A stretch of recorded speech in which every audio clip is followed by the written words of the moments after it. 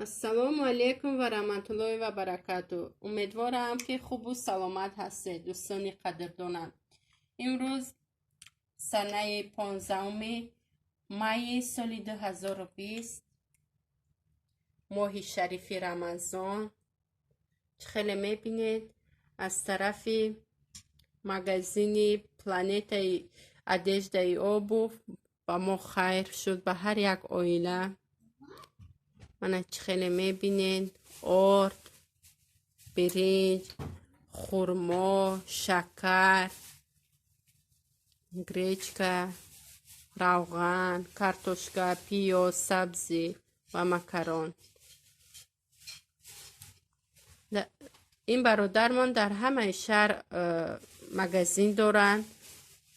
به هر یک عائله ها انمی خیلی خیر کردن. خداوند خیرشان قبول کنه و